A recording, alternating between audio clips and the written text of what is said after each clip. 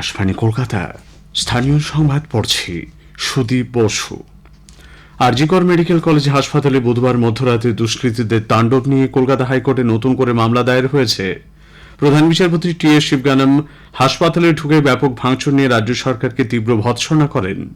ঘটনাটিতে রাজ্য প্রশাসনের সম্পূর্ণ ব্যর্থতা আখ্যা দিয়ে জানতে চান, শহরের পুলিশ যদি নিজেদের রক্ষা করতে না পারে তাহলে এই চিকিৎসকরা নির্ভয়ে কাজ করবেন কিভাবে।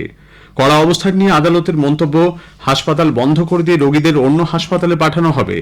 চিকিৎসক, পড়ুয়া, তরুণীর ধর্ষণ ও খুনের অকুস্থল সেমিনার হলের কাছে কেন ভাঙচুর করতে হলো সেই প্রশ্ন তুলে প্রধান বিচারপতি ঘটনাস্থল পুরোপুরি সুরক্ষিত থাকার ব্যাপারে রাজ্যের কাছে হলফনামা তলব করেছেন। এদিকে আরজিকরে হামলার ঘটনায় এখনো পর্যন্ত মোট 19 জনকে গ্রেপ্তার করা হয়েছে। আজ সকালে এক্স হ্যান্ডেলে এক পোস্টে কথা জানিয়েছে পুলিশ। সঙ্গে এও জানানো হয়েছে যে ধৃতদের মধ্যে 5 জনকে গ্রেপ্তার করা হয়েছে সমাজ মাধ্যমের সাহায্য নিয়ে। আরজিকর হাসপাতালে চিকিৎসককে ধর্ষণ ও হত্যার ঘটনায় পুলিশ আরজিকরের প্রাক্তন সুপার সঞ্জয় বশিষ্ঠকে আজ আবার সিজিও কমপ্লেক্সে জিজ্ঞাসাবাদ করছে। পুরো প্রক্রিয়ার ভিডিও রেকর্ডিংও করা হচ্ছে। আজ আবার 4 জন পিজি ট্রেনিং চিকিৎসককেও সিজিও কমপ্লেক্সে জিজ্ঞাসাবাদের জন্য ডেকে পাঠানো হয়েছে। আরজিকর কাণ্ডের প্রেক্ষিতে আজ রাজ্যে এসইউসিআই কমিউনিস্টের ডাকা 12 ঘন্টা ধর্মঘটে মিশ্র প্রভাব পড়েছে। পূর্ব রেলের শিয়ালদা দক্ষিণ শাখা ডায়মন্ড হারবার লাইনে অবরোধ ও ওভারহেড তারে কলা বাঁধা ফেলায় সকালের দিকে ট্রেন চলাচল ব্যাহত হয়। কলকাতায় যান চলাচল মোটের উপর স্বাভাবিক। বেহালা 14 নম্বর বাস স্ট্যান্ডের কাছে ধর্মঘটীরা পথ অবরোধ করলে পুলিশের সঙ্গে তাদের ধস্তাধস্তি বাঁধে। হাজরাতেও অবরোধকারী এসইউসিআই কর্মী সমর্থকদের টেনে হিঁচড়ে সরিয়ে দেয় পুলিশ।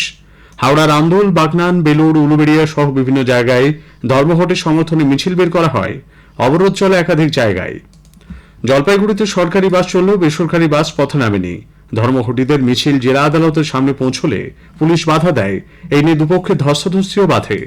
উত্তর 24 পরগনার ব্যারাকপুর শিল্পাঞ্চলে বন্ধের তেমন কোনো প্রভাব পড়েনি। পুরুলিয়া জেলাতেও ধর্মঘটের তেমন প্রভাব চোখে পড়ছে না।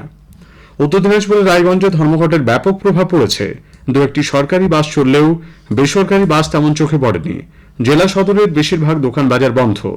কোচবিহারের বিভিন্ন এলাকায় ধর্মঘটকে কেন্দ্র করে আজ উত্তেজনা দেখা দেয়। সমিতি রোডে এসইউসিআই কর্মীদের মিছিল পুলিশ আটকে দিলে গন্ডগোল বাধে। গ্রেপ্তার করা হয় 19 জনকে। বেলা 10টা থেকে বেলা 10টা পর্যন্ত 40 জনেরও বেশি ধর্মঘটীকে গ্রেপ্তার করেছে পুলিশ। অনেক জায়গাতেই দোকান বাজার বন্ধ, তবে স্কুল, কলেজ, অফিস খোলা। মাথাভাঙ্গা এসইউসিআই এবং তৃণমূল কংগ্রেসের মিছিল সামনাসামনি চলে এলে উত্তেজনা ছড়ায়। পরিস্থিতি নিয়ন্ত্রণে আনে পুলিশ। বাঁকুড়ায় সামগ্রিকভাবে ধর্মঘটে তেমন প্রভাব না পড়লেও কিছু জায়গায় দোকানপাট বন্ধ। বাঁকুড়া শহরের মাচানতলায় এসইউসিআই কর্মী সমর্থকরা স্টেট ব্যাংকের সামনে অবরোধের চেষ্টা করলে পুলিশ তাদের সরিয়ে দেয়। বর্ধমানে অবশ্য তেমন কোনো প্রভাব পড়েনি। নদিয়াতে বাস চলাচল করছে তুলনায় কম। আরজিকরের ঘটনার প্রতিবাদে বিজেপির ধর্ণা অবস্থানকে কেন্দ্র করে শ্যামবাজারে আজ উত্তেজনা তৈরি হয়। রাজ্য সভাপতি সুকান্ত মজুমদারের নেতৃত্বে শ্যামবাজারে বিজেপির ধর্ণা কর্মসূচি ছিল। গতরাতে সেখানে পুলিশ ধর্ণা মঞ্চ ভেঙে দেয় বলে বিজেপির অভিযোগ। বিজেপি কর্মীরা আজ ফের মঞ্চ বাঁধার চেষ্টা করলে পুলিশের সঙ্গে তাদের ধস্তাধস্তি শুরু হয়। পুলিশ সেই সময় মহিলা কর্মীদের জোর করে আটক করে। দলের রাজ্য সাধারণ সম্পাদক অগ্নিমিত্র পাল অভিযোগ করেন, সাতহারে দুষ্কৃতী যখন আরজিকরে হামলা চালিয়েছে সেই সময় পুলিশ আইন শৃঙ্খলা নিয়ন্ত্রণ করতে পারে না, অথচ বিজেপি কর্মীরা মানুষের পাশে দাঁড়িয়ে নির্যাতিতার হয়ে আন্দোলন করলে পুলিশ তাদের গ্রেপ্তার করে নিয়ে যাচ্ছে। আজকে কার্যকর্তারা দাঁড়িয়ে রয়েছে, অ্যারেস্ট করে নিয়ে চলে যাচ্ছে। কি প্রতিবাদ করাটাও অন্যায়? যখন 7,000 লোক আরজিকরে গিয়ে ভাঙচুর করে তখন ল অ্যান্ড অর্ডার সামলাতে পারেন না।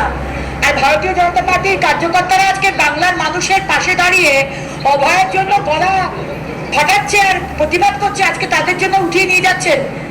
এটা কোথাকার নিয়ম? দলের মহিলা মোর্চা আজ দক্ষিণ কলকাতার হাজরা মোড় থেকে মুখ্যমন্ত্রীর বাসভবন পর্যন্ত মোমবাতি মিছিল করবে। বামফ্রন্ট আজ ধিক্কার দিবস পালন করছে।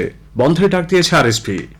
আরজিকর কাণ্ডে অপরাধীর ফাঁসির দাবিতে আজ বিকেল 4টায় মৌলালি থেকে ডোরিনা ক্রসিং পর্যন্ত মিছিল করবেন তৃণমূল কংগ্রেস নেত্রী মুখ্যমন্ত্রী মমতা ব্যানার্জি।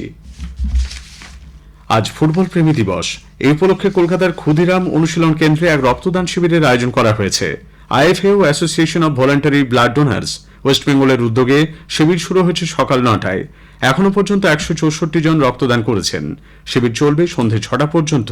এবার রক্তদাতাদের প্রাক্তন ফুটবলার শিশির ঘোষের স্বাক্ষরিত শংসাপত্র দেওয়া হচ্ছে। স্থানীয় সংবাদ শেষ হলো।